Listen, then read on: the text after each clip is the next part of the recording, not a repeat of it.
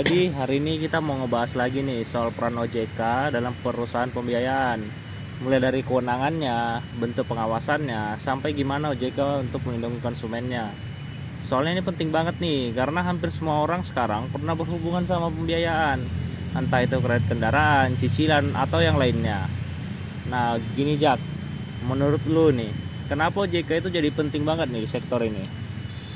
Kalau menurut gue ya, karena perusahaan pembiayaan itu langsung bersentuhan sama masyarakat. Di situ ada potensi masalah, malversasi, keterlambatan pembayaran, sampai sengketa antara perusahaan antara konsumen.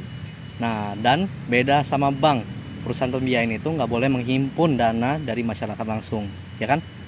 Ya, itu poin pentingnya. Jadi memang perlu ada pengawasan ketat supaya sistemnya tetap aman dan nggak merugikan masyarakat. Berarti OJK bukan cuma pengawas biasa ya, kewenangannya apa aja nih? Ada beberapa. Pertama, OJK bisa bikin aturan, jadi mereka yang nentuin bagaimana perusahaan pembiayaan harus berjalan. Kedua, perizinan. Semua perusahaan pembiayaan harus dapat izin dulu dari OJK. Ketiga, pengawasan mereka bisa dicek langsung maupun laporan. Dan yang terakhir, mereka bisa kasih saksi kalau ada pelanggaran, bahkan sampai pencabutan izin. Berarti OJK itu lengkap ya, dari ngatur sampai ke ngehukumnya. Ya, itu dia makanya dia disebut otorita, bukan sekedar bagai pengawasan. Kalau pengawasannya sendiri gimana nih, Raf? Kalau dari pengawasannya ada 3 bentuk utama. Yang pertama itu pengawasan tidak langsung lewat laporan keuangan dan laporan operasional. Lalu yang kedua ada pengawasan langsung. OJK turun ke lapangan buat ngecek kondisi perusahaan. Lalu yang ketiga pengawasan perilaku. Ini yang lihat bagaimana perusahaan memperlakukan konsumen.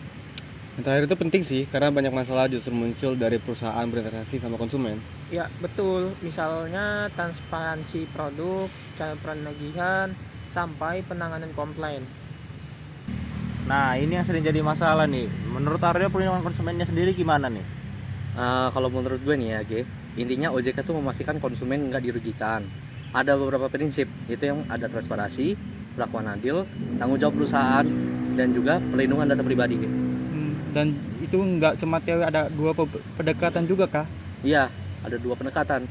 Yang pertama preventif, yaitu pencegahan, kayak edukasi keuangan, pengaturan produk, dan pengawasan kepatuhan. Yang kedua itu ada represif.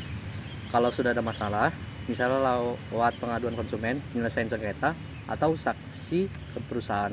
Nah sekarang kan banyak nih pembayaran online, itu gimana tuh pengawasannya, Jack? Justru lebih kompleks sih, risikonya itu bukan cuma soal uang doang, tapi juga data pribadi, penyalahgunaan informasi, bahkan penagihan yang nggak etis. Nah makanya OJK juga aktif nangani pembiayaan ilegal. Iya, mereka bisa nutup platform ilegal, kasih peringatan ke masyarakat, dan kerjasama dengan aparat penegak hukum. Itu penting supaya masyarakat nggak gampang ketipu. Oke, jadi kalau disimpulkan ya, OJK berarti punya peran yang sangat luas dalam sektor pembiayaan. Mulai dari mengatur, memberi izin, mengawasi, sampai menjatuhkan sanksi. Di sisi lain, OJK juga berfungsi melindungi konsumen, baik melalui pencegahan maupun penanganan masalah. Dan di era digital sekarang ini, peran itu jadi semakin penting karena risikonya juga semakin kompleks.